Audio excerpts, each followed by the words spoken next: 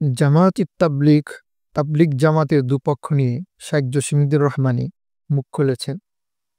তিনি বলেছেন, যে জামাত মারামারি করতেই জানতো না, যে জামাতের মূলনীতির ভিতরে কোনো মারামারি ছিল না, সেই জামাতও আজকে মারামারি করা শিখছে এবং নিজেরা নিজেদের মাঝে রক্তক্ষয় যুদ্ধ শুরু করেছে এবং একজন আরেকজনের রক্তকে হালাল মনে করতেছে। আজকে মুসলিমরা সেই রাস্তা ভুলে গিয়ে নিজেরা মারামারি করছি, নিজেদের মধ্যে শক্তি প্রদর্শন করছি। আমাদের তাবলিগের ভাইয়েরা সারা জীবনে কোনো মারামারি করে নাই।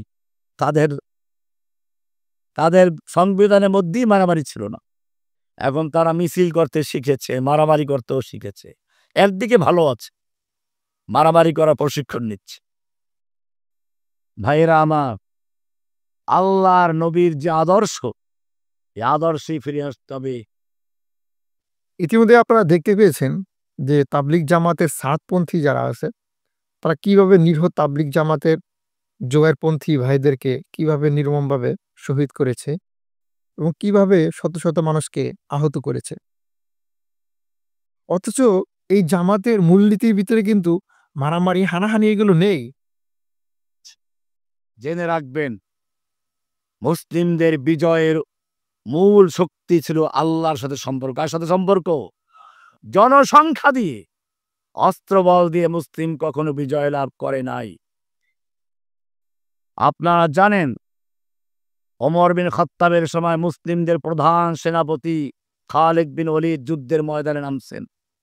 প্রতিপক্ষ হচ্ছে পারস্য সম্রাটের প্রধান সেনাপতি রুস্তম। 3 লক্ষ সৈন্য তার সঙ্গে আছে।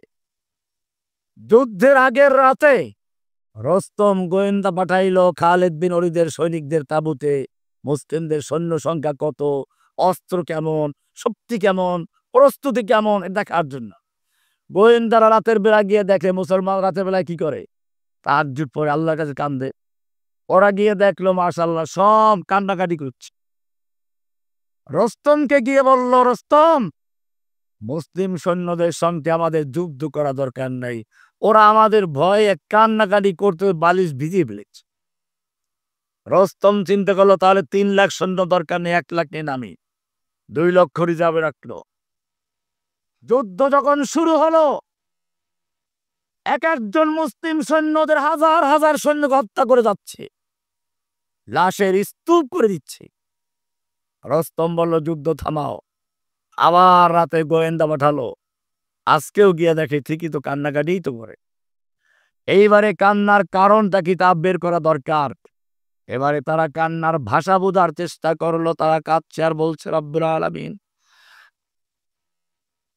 আগামীকাল তোমার দুশমনদের সঙ্গে যুদ্ধ হতে যাচ্ছে।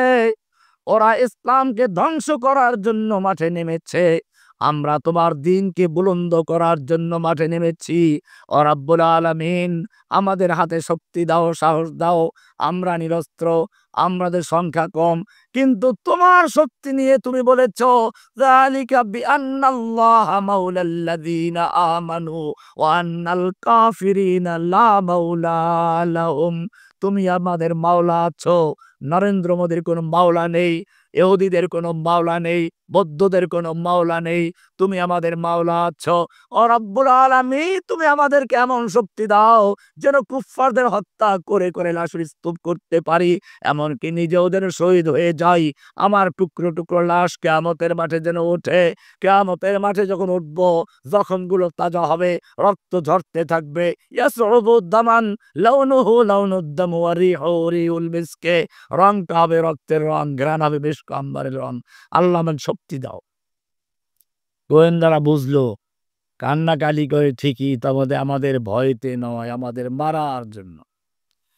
এইবারে রুস্তমকে গিয়ে বলল, রুস্তম, মুসলিম সৈন্যদের বিরুদ্ধে যুদ্ধ করে বিজয় লাভ করার স্বপ্ন দেখো না। রুস্তম বলল, ব্যাপার কি, মুসলিমদের সৈন্যকে আমাদের চেয়েও বেশি? বলে, না, তাদের সংখ্যা অনেক কম। বলে, তাহলে কি অস্ত্র বেশি? বলে, না, অস্ত্র তো অনেক কম। বলে, তাহলে কি তাদের গায়ে শক্তি অনেক বেশি?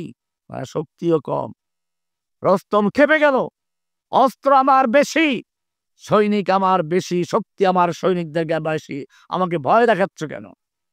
গোয়েন্দারা রিপোর্ট দিল, রুস্তম, জেনে রাখো, অস্ত্র তোমার বেশি, সৈনিক তোমার বেশি, শক্তি তোমার সৈনিকদের গায়ে বেশি, কিন্তু জেনে রাখো তোমার সৈনিকদের কাছে সুন্দরী যুবতী নারী আর মদের পেয়ালা যত বেশি প্রিয়, মুসলিম সৈনিকদের কাছে আল্লাহর রাস্তায় শহীদ হওয়া তার চেয়ে অনেক বেশি প্রিয়।